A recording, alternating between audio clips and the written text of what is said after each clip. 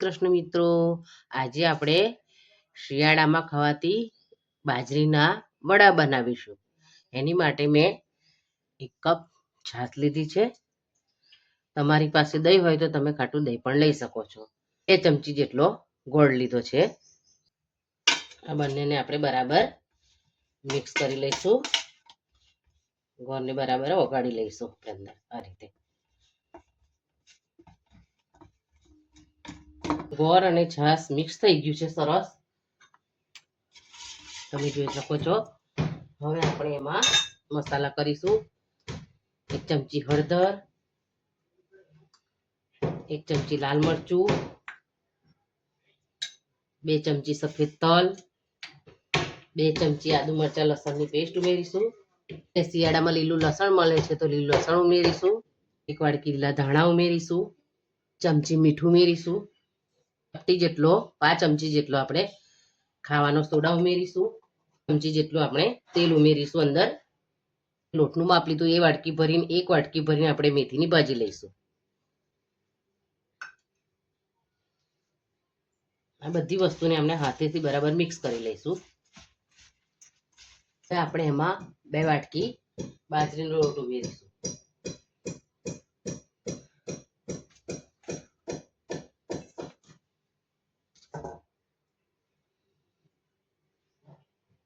હોય છે એટલા માટે એને બાઇન્ડિંગ માટે આપણે 2 ચમચી ઘઉંનો લોટ ઉમેરીશું.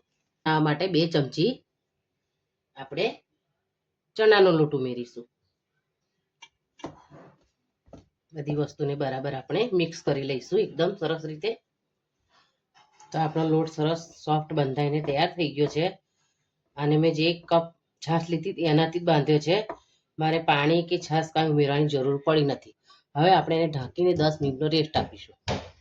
તમારી પાસે ટાઈમ ના હોય તો તમે તરત પણ બનાવી શકો છો. આપણો લોટ સરસ તૈયાર થઈ ગયો છે. હવે આપણે એને આ રીતે થોડો હાથથી મસળી અને આપણે એના વડા બનાવી લઈશું. આ રીતે હાથેથી થેપીને આ રીતે વડા બનાવીશું. આપણે આ રીતે આપણે બધા વડા વાળી લઈશું. વડા થેપીને તૈયાર કરી લીધા છે. હવે આપણે એને તળી લઈશું. એની માટે આપણે વડું લઈ હાથમાં આ રીતે પાણીવાળો હાથ કરીશું અને ઉપર આપણે આ રીતે તલ સ્પ્રિંકલ કરીશું. આ રીતે આપણે તલને ચોંટાડી દઈશું ઉપર. આ રીતે આપણે બધા વડા તૈયાર કરી લઈશું.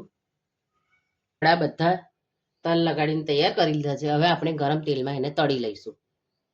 તો તેલ ગરમ થયું છે કે નહીં આપણે ચેક કરી લઈએ. તો આપણું તેલ થઈ ગયું છે. હવે આપણે વડા તળી લઈશું.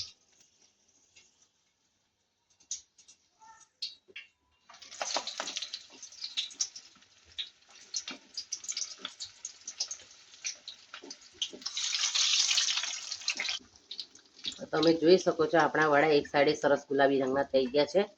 હવે એને આપણે પલટાઈ લઈશું.